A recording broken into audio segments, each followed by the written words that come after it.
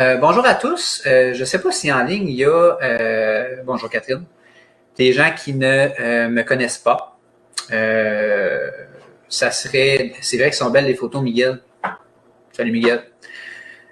Ça serait surprenant que quelqu'un soit en ligne et ne me connaisse pas, mais ne prenons pas de chance et il est déjà 20h06. Notre objectif est de terminer à 20h30, donc dans notre échéancier. On va essayer de vous retenir une petite demi-heure, 40 minutes. L'objectif de ce live-là, c'est de motiver les gens, des gens qui sont dans le sport, des gens qui ne sont pas dans le sport, des jeunes, des vieux, des enfants, de n'importe quelle allégeance. Ayez du fun pendant la prochaine demi-heure, c'est juste ça qu'on vous demande. Écoutez-nous et puis posez vos questions. Vous avez des questions à nous poser, vous voyez à votre droite, vous pouvez mettre vos commentaires. Gênez-vous pas pendant le live, je vais lire en diagonale vos questions, puis ça va nous faire plaisir d'y répondre. Alors, en commençant, je vais me présenter. Alors, bonjour, je m'appelle Pascal Morin. Je suis un entraîneur professionnel depuis maintenant les 10 dernières années, avec un parcours un petit peu particulier. Je vous dirais que j'étais une personne sédentaire jusqu'à l'âge de 27 ans. Jusqu'à temps que je découvre le sport, qui est devenu ma passion et qui est devenu mon métier. Donc, depuis les 10 dernières années, j'ai commencé en tant que triathlète. J'ai fait des triathlons ultra distance, dont 2 double Ironman. J'ai fait beaucoup de distance, d'ultra-distance en marathon, ainsi de suite. Et de fil en aiguille, je me suis spécialisé dans le coaching et j'ai suivi des formations. J'ai commencé donc avec des formations de base avec la fédération et tout ça. Et puis, de fil en aiguille, j'ai atteint le niveau 4 de certification au niveau des entraîneurs. Ce que ça signifie, là, eux, ils appellent ça, à l'Institut national des sports, ils appellent ça le diplôme avancé en entraînement, qui serait, selon certains, au niveau de la maîtrise là, en entraînement, qui est donc, comme je disais, décerné par l'Institut national des sports du Québec, INS Québec. Donc, c'est la plus haute certification qu'un entraîneur peut détenir au niveau canadien.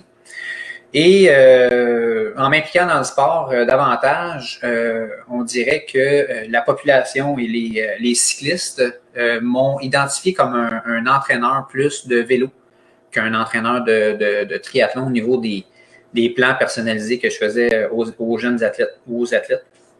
Et puis, j'ai vogué là-dedans pour entraîner des jeunes de niveau minime, donc 13-14 ans, cadet, 15-16 ans, junior, 17-18 ans. Puis je vous dirais que mon champ d'expertise, là, on va dire, en parenthèse, dans le haut niveau, se situe pas mal là. À certains égards, je peux entraîner des athlètes de niveau U23. Mais je dirais que majoritairement, mon champ d'expertise, c'est les jeunes cyclistes de 17-18 ans pour aller tenter de les amener au niveau mondial. Fait que ça, c'est ma job.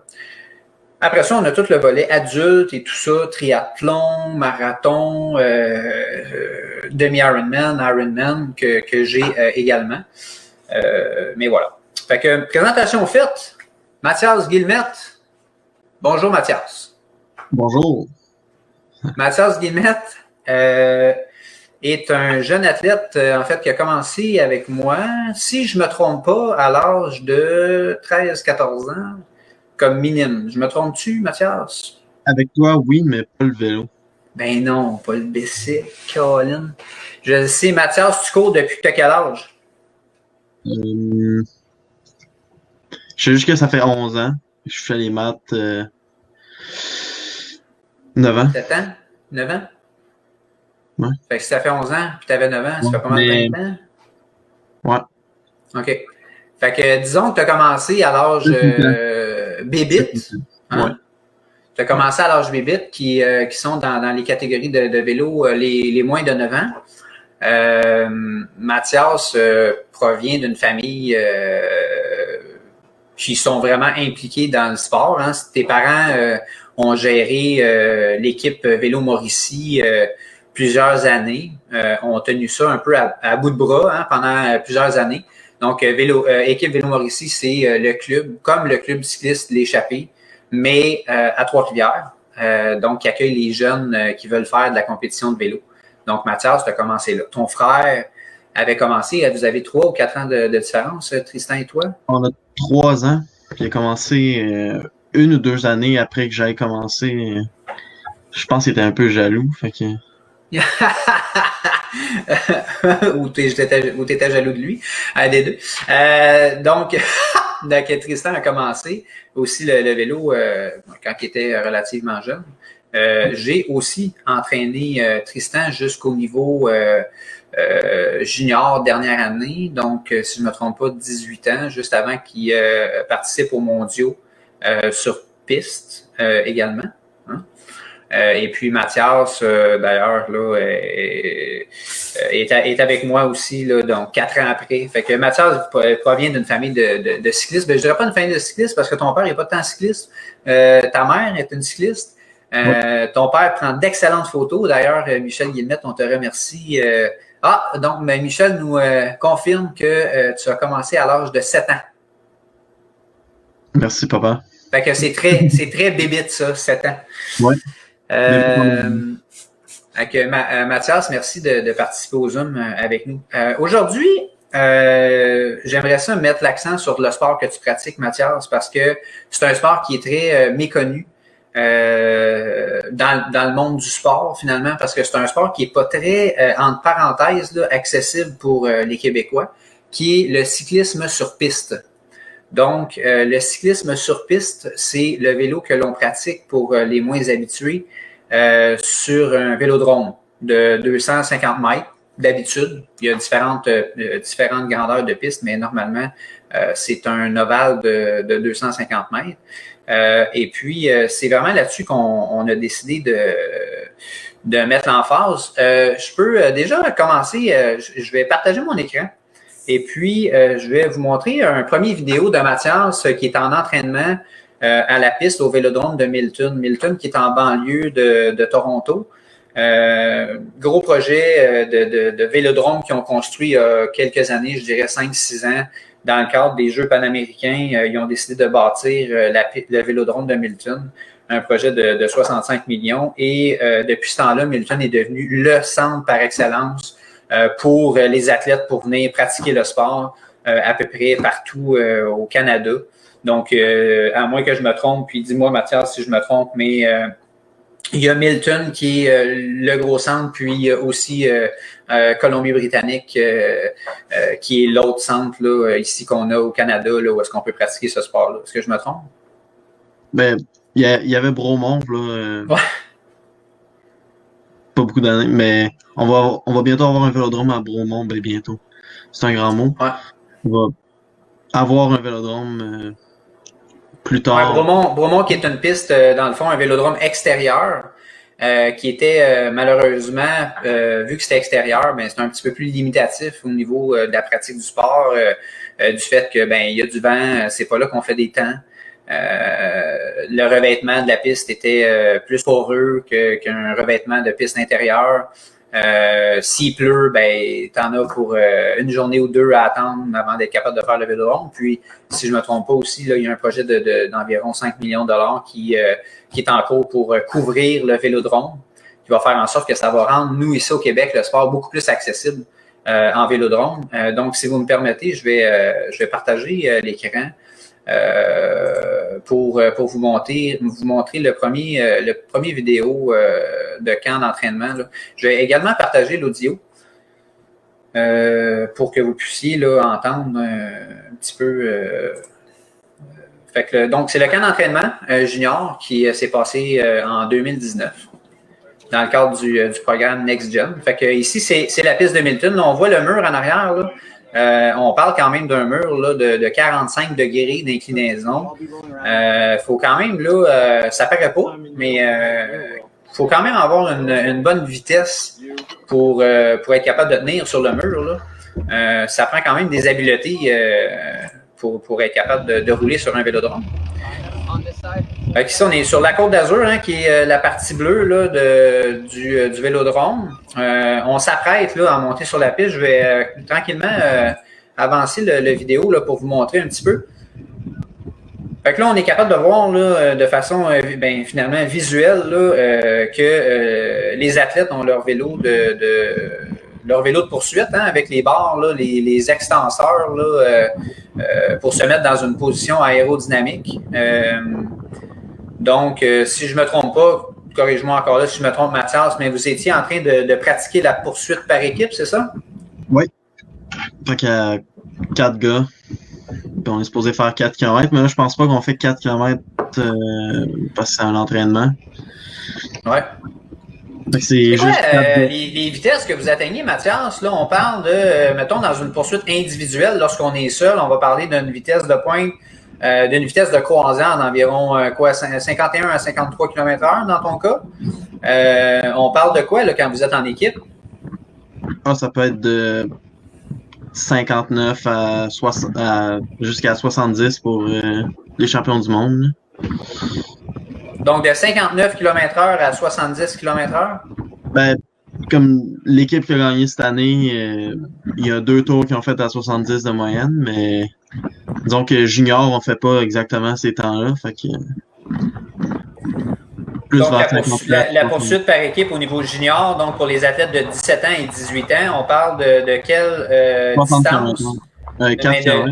On parle de 4 km. Donc, 4 km finalement, c'est 16 tours hein, de 250 mètres qu'on fait lorsqu'on parle de la piste là, Hamilton. Et puis, pour la poursuite par équipe, là, on voit là, au fur et à mesure que la vidéo a avancé, on a senti qu'on était crescendo. Là, hein? On a senti que la vitesse augmentait, puis que l'entraînement, là, on voit qu'elle est commencée là, présentement, là, que les athlètes roulent quand même tempo. Là. Sont probablement pas à bloc, mais pas loin.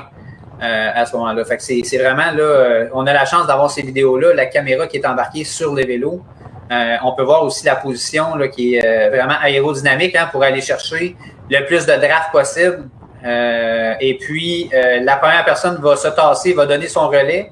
Là, on voit que c'est Mathias c'est toi qui est en avant, qui va tirer là, les 3 autres gars. Qui profitent de ta draft. Donc là, présentement, tu dois donner à peu près quoi, un 50% d'effort de plus que le 3e en arrière. Hein? Ben, d'habitude, c'est 70% plus en avant. Après ça, tu pousses 30%, vers ça 15%. Fait que là, tu étais sûrement à quoi, 500 watts. La personne en arrière, peut-être 330. Okay. Ah oui, hein? C'est ça. Fait que quand on prend un relais, là, ceux qui connaissent un petit peu les wattages, là, comme Mathias disait, là, je vais arrêter le partage. Comme Mathias disait, on parle des wattages avoisinant les 500 watts. Là, pour ceux qui sont pas vraiment habitués, là, je vous dirais que on est vraiment à fond la caisse. Là. C'est des wattages qui sont assez impressionnants. Michel Guillemette me dit d'ailleurs que, puis Michel, probablement, c'est parfait, continue comme ça, Michel, j'adore ça, mais tu vas probablement me reprendre sur à peu près tout ce que je vais dire. Puis on t'aime pour ça, Michel. Me disait que le projet de... Mon Dieu, ça l'a augmenté parce que le Centre national de Beaumont, la piste couverte, là, il parle d'un projet de 15 millions. Là, tantôt, j'ai dit 4,5, 5 millions. Dans ma tête, au début, c'était 4,5, 5, mais là, c'est rendu que c'est 15. Fait que j'espère que ça va être une piste qui va en valoir la peine. Donc, c'est ça. Mathias, j'aimerais que tu nous expliques un petit peu, là. Tu sais, bon, c'est bien beau la piste, là, mais je veux dire, c'est quoi ça, la piste? C'est quoi la différence entre... Pourquoi toi, tu as choisi la piste? Puis c'est quoi la différence entre...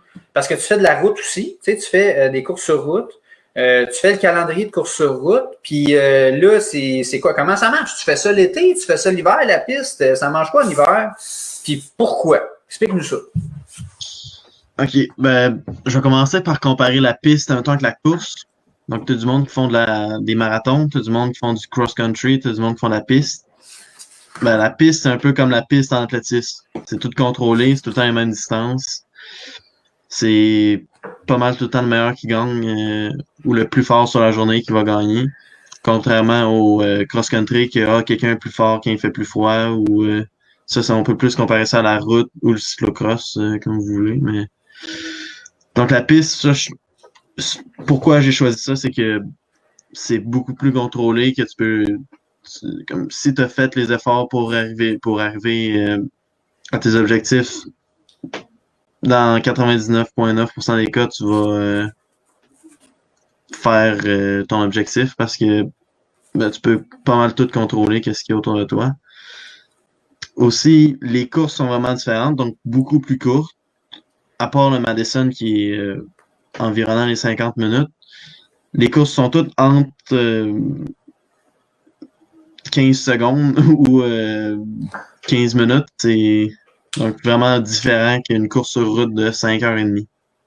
Ouais, c'est ça dans le fond. Puis tu sais, pour expliquer un petit peu la piste, là, il y a deux sortes de pistards, là, finalement. Il y a les gars qui font du sprint.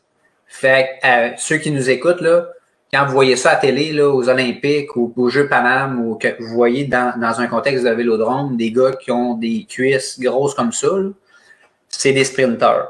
Okay? Donc, eux ont leur catégorie, puis ont leur performance à faire sur, exemple, un 200 mètres, un flying lap, un tour, mais c'est quelque chose qui va durer 10 secondes, 15 secondes, gros maximum. Et ça va jusqu'à l'épreuve du kérin, dans le fond, ou du kilomètre, hein, pour les sprinteurs. Ça sent jusque-là. C'est des épreuves de sprinteurs, mais ces sprinteurs-là ne font pas les épreuves que les athlètes d'endurance vont faire. Donc, Mathias, je pense que présentement, on te considère plus comme un athlète qui va se spécialiser en endurance, qui va faire des épreuves d'endurance. Mathias a quand même été capable de faire les standards au kilomètre. Est-ce que vous m'entendez encore? Oui. Est-ce que tu m'entends encore? OK, parce que mes AirPods sont déconnectés, je pense. Donc, tu as été capable de faire les temps de passage autant en endurance qu'en sprint. Mais je pense que présentement, tu te spécialises un petit peu plus là, dans les épreuves d'endurance. Pour nous, les coachs, moi, j'ai appris énormément quand j'étais faire des projets avec l'équipe québécoise. Exemple, au championnat canadien à Hamilton, là, à Toronto. J'ai quasiment, pour mon dire, là, pas un athlète, mais un entraîneur de vélo qui a jamais fait de projet de piste et qui a pas encore finalement compris comment que la piste fonctionnait. Je pense que cet entraîneur-là part de loin pour comprendre la physiologie de l'exercice. Quand on comprend la piste, on est vraiment en mesure de comprendre la physiologie de l'exercice. Puis c'est avec ça qu'on est capable d'aider les athlètes par la suite à débloquer des plateaux au niveau des entraînements, débloquer des plateaux au niveau des watts, puis continuer dans un processus d'amélioration continue chez les athlètes. Moi, c'est vraiment là, quand j'ai coaché en piste puis que j'ai compris comment que ça marchait, là, ça a fait comme « Oh, OK, je pensais que je connaissais ça. Là, je me rends compte que là, je viens de comprendre la patente. Là. » C'est vraiment là que pour moi, là, ça l'a débloqué. Puis Mathias, toi, ben, quand est-ce que ça l'a débloqué? Ça l'a débloqué dans les 10 dernières années parce que ça continue là, de monter de façon extraordinaire depuis, en tout cas depuis que moi je t'entraîne. Là, tu débloques. Fait que c'est extraordinaire. Je vais vous montrer une vidéo qu'on appelle le Madison. Le Madison, c'est quoi? C'est une... je vais partager mon écran, je vais vous montrer. Je peux l'expliquer si jamais. Ouais, vas-y, Mathias, pendant que je partage ça. Donc, ça s'appelle une course au point par équipe. C'est comme un terme un peu plus facile à expliquer. Donc, une course au point, à chaque 10 tours, c'est un sprint. Puis, les 4 premières équipes ont des points. Donc, 5, 3, 2, 1 point pour les 5 premières équipes. Et c'est pas le premier qui arrive à la ligne à la fin qui gagne, c'est l'équipe qui a accumulé le plus de points dans la course. Mais il y a un truc à cette course-là, c'est que tu peux faire un relais avec une personne à chaque fois que tu la crosses, tu peux lui donner un relais. Donc, techniquement, tu fais la moitié de la course et la moitié des sprints, mais tu peux, comme on appelle ça, timer, avoir un sprinter, lui donner des relais juste avant le sprint. Donc, lui, il a presque couru de la course, il a juste fait les sprints, ainsi de suite. Donc, c'est vraiment technique et mental. Cette course-là, c'est une de mes courses préférées. Fait que c'est une course, pour résumer, là, qui se passe en équipe de 2, toujours. Et puis, dans le fond, il y a un départ, il y a un nombre de tours à faire. Et puis, lorsque l'athlète de son équipe arrive à la hauteur de son coéquipier, doit lui donner un relais ou décide de continuer sans lui donner le relais. Et s'il décide de lui donner un relais, ben à ce moment-là, il y a une espèce de catapulte de coureurs qui se passe. Donc, on se prend la main et on se catapulte vers l'avant, comme on voit là. Et voilà, on s'en va vers l'avant. Et puis, on continue comme ça et on effectue le nombre de tours. Est-ce que c'est ça, Mathias? Est-ce que je résume bien? Exact. Fait que c'est quand même très spectaculaire. C'est probablement l'épreuve la plus spectaculaire dans toutes les épreuves qui peuvent expliquer, qui peuvent exister là, en piste. Là. Donc, c'est une des plus spectaculaires en épreuve officielle. Après ça, tu peux tomber dans les 6 jours où que tu fais une course avec 6 autres personnes qui ont une moto chaque en avant d'eux. Des courses que tu fais une élimination en Madison comme ça.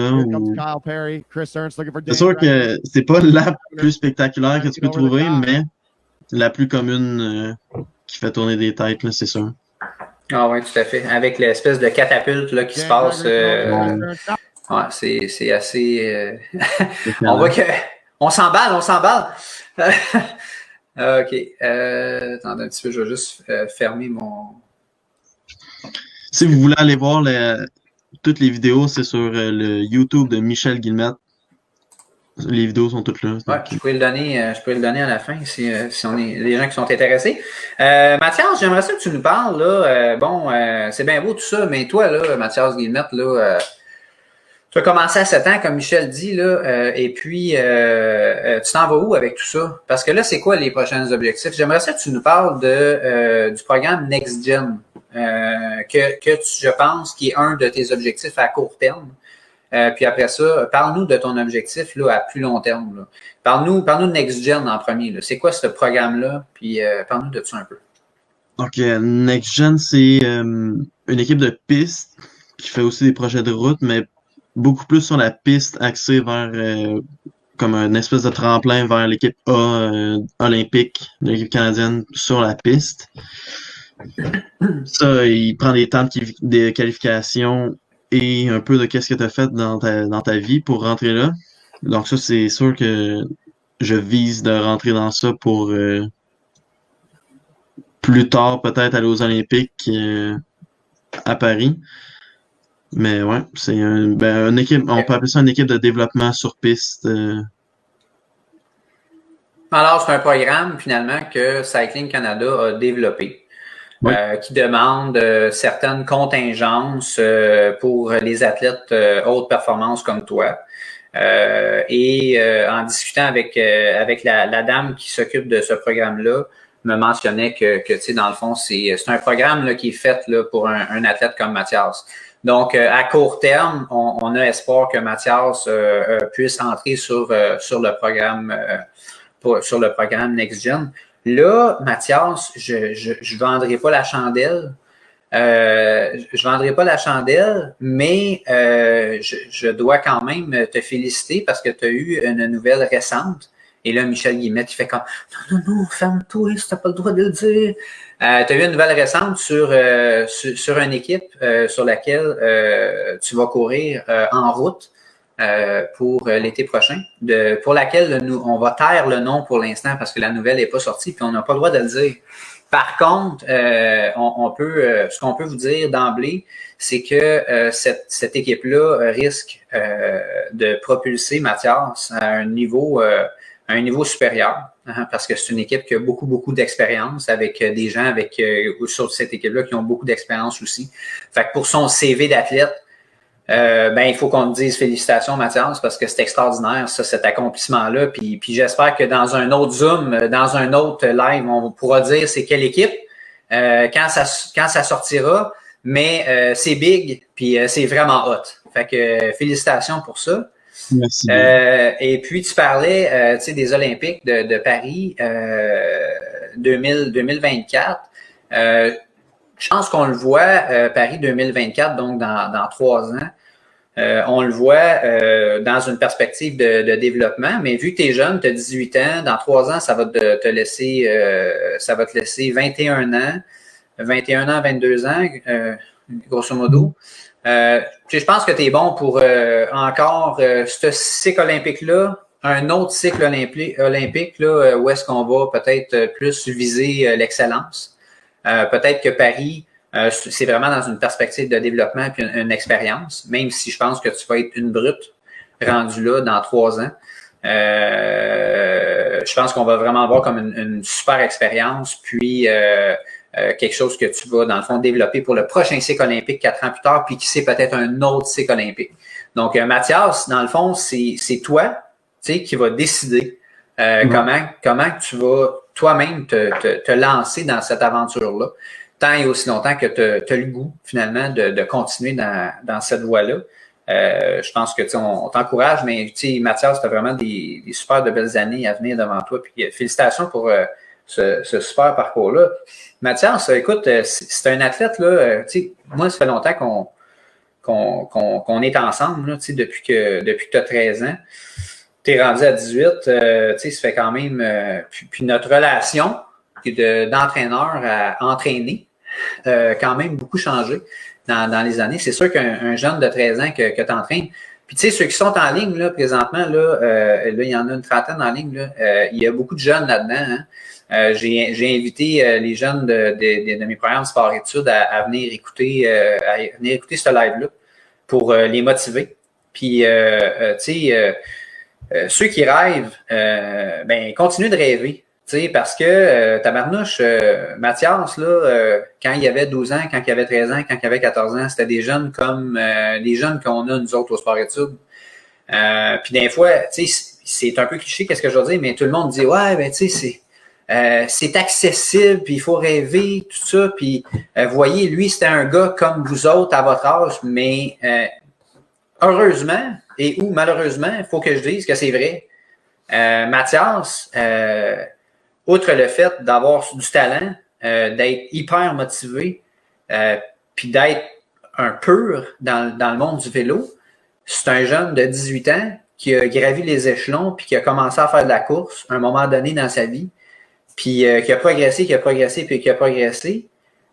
Puis là, c'est comme si il y a des choses dans les dernières 2-3 ans qui se sont chevauchées puis qui sont arrivées, qui ont débloqué. Puis là, qu'aujourd'hui, on a un live, puis qu'on parle du programme Next Gen, puis qu'on parle des Olympiques, puis de 2 cycles olympiques, puis ça fait comme pouf, c'est d'un coup.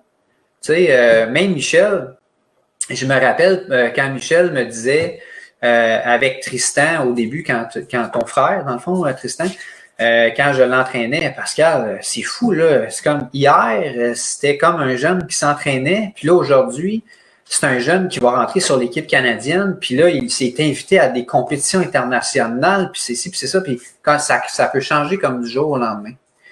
Fait que ça, c'est malade. C'est malade mental de voir ce parcours-là t'exploser d'en face, puis t'as l'air encore avoir full de fun dans ça. Tu sais, est-ce que je me trompe ou t'as du fun? Ouais.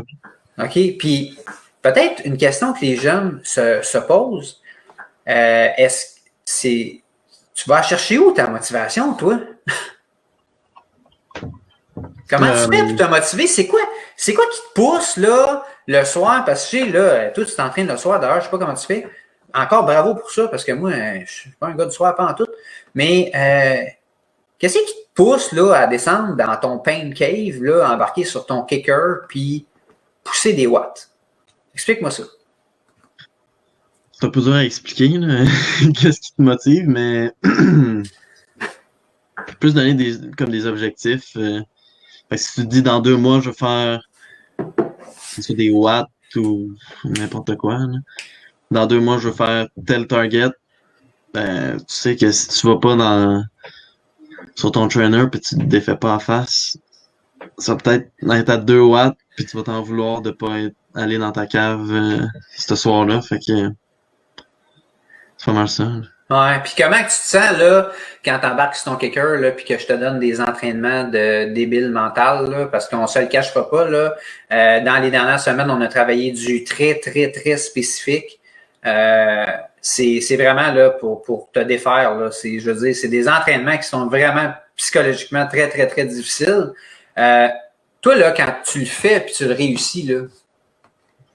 Qu'est-ce que tu ressens quand tu réussis un training de même? C'est comment tu te sens dedans, là? Explique-moi ça, là. C'est sûr que t'es content parce que ça fait peut-être 2, 3 semaines que t'es pas capable de le finir 3 fois par semaine. Puis là, t'es là, ouf, ouais, ça va pas bien. Fait que la journée que tu le finis, puis t'arrives pas à en faire un autre, mais c'est sûr que tu te dis, ben, peut-être que je progresse ou quelque chose de même. Mais ça, Ouais. T'as le sentiment d'accomplissement hein, qui rentre là-dedans, je ouais, pense. ouais, Ouais, c'est ça. Hein. Tu sais, puis peut-être contrairement à certains jeunes que j'entraîne au sport-études, nous, au sport-études, qu'est-ce qu'on essaie beaucoup de faire, c'est justement d'augmenter le sentiment d'accomplissement, puis que les jeunes, ils terminent leur training, puis qu'ils aient ce sentiment-là, puis qu'ils aient le goût de répéter ça. Mais là, Mathias s'est rendu à un certain niveau que le sentiment d'accomplissement est tout aussi important, sauf que le sentiment d'accomplissement va peut-être venir un petit peu plus tard dans le délai. C'est-à-dire qu'on peut jouer un petit peu plus psychologiquement, c'est-à-dire que il va peut-être avoir un échec dans un training, dans une semaine et demie, dans 2 semaines, puis là, à un moment donné, pouf, là, il canne un training qui était hyper dur parce qu'on est dans le très spécifique. Fait que c'est un peu différent, mais des fois, pour Mathias, c'est aussi dur d'échouer dans son training qu'un jeune au sport-études d'échouer dans son training. C'est psychologiquement, ça vient nous jouer dans la tête. Tu sais, Mathias, mais là, comment ça se fait, Pascal? Je suis pas capable de faire ça. Puis aujourd'hui, j'ai pas de jambes, puis j'ai pas de jus. Puis là, le lendemain, ben là, Mathias, il m'envoie sur son téléphone. Hey Pascal, j'ai fait 599 watts sur 2 minutes, puis j'avais du jus encore. Tu fais comme, oh, OK. Fait que là, il est arrivé à un moment dans sa semaine.